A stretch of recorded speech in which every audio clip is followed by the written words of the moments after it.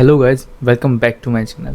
तो आज की सच्चाई घटना में पति पत्नी के आपसी मुठभेद में पति अपनी पत्नी को मौत के घाट उतार देता है और उसको रेस्टोरेंट के तंदूर में जला देता है। तो चलिए शुरू करते हैं।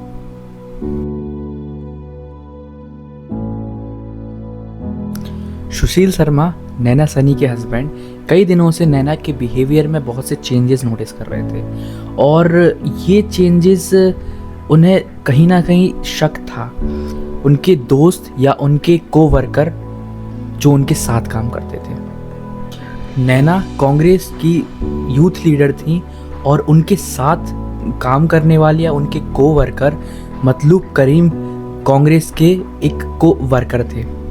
ये लोग स्कूल टाइम से बहुत अच्छे दोस्त थे और इनकी दोस्ती कब प्यार में बदल गई किसी को नहीं पता। सुशील को नैना पर शक तो था ही, और जब वो एक रात 2 जुलाई 1995 को घर वापस लौटते हैं तो वो पाते हैं कि नैना ड्रंक स्टेट में किसी से फ़ोन पर बात कर रही थी और जैसे ही सुशील रूम में आते हैं तो वो फ़ोन को कट कर देती हैं। इस चीज़ से उनका शक और भी ज़्यादा बढ़ जाता है और वो नैना उठ के अपने रूम में चली जाती है और जब वो उसे वापस रीडायल करता है तो उसे पता लगता है कि ये और कोई नहीं उनकी वाइफ का फ्रेंड मतलूब था। इस चीज़ को सुनकर उन्हें बहुत ज़्यादा गुस्सा आता है और वो अपनी गन निकाल कर नैना सैनी के रूम में जाते हैं और उन्हें बैक टू बैक उन पर शूट कर देते हैं। और उनकी एविडेंस को छुपाने के लिए बॉडी को ठिकाने लगाना बहुत ज़रूरी था और इसके लिए उन्होंने उनके लिए सबसे बेस्ट जगह चुनी उनका खुद का रेस्टोरेंट बगिया।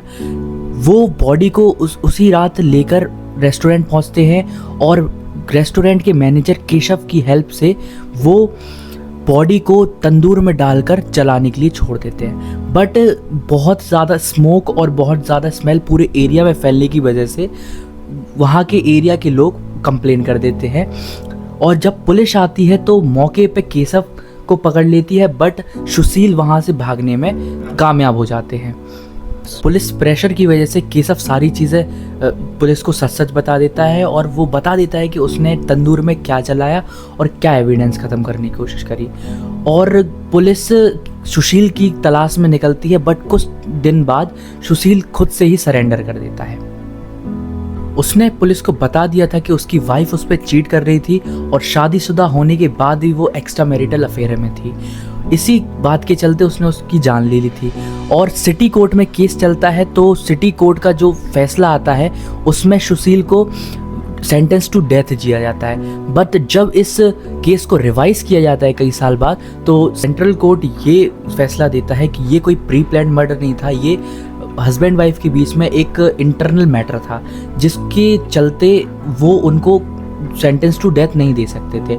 इसलिए सेंट्रल कोर्ट फैसले पे आता है कि उन्हें उम्र कैद की सज़ा होगी, बट उनके ना कोई पुराने रिकॉर्ड्स की वजह से उन्हें 23 साल बाद फ्री छोड़ दिया जाता है और वो बाइज्जत बरी हो जाते हैं और आज वो नॉर्मल ज़िंदगी जी रहे हैं और उन्होंने उस दिन के बाद कोई भी क्राइम नहीं किया। अपनी राय कमेंट में ज़रूर बताएं और अगर आपने अभी तक चैनल को सब्सक्राइब नहीं किया तो चैनल को सब्सक्राइब कर लें। तब तक के लिए गुड बाय, मिलते हैं अगले एपिसोड में।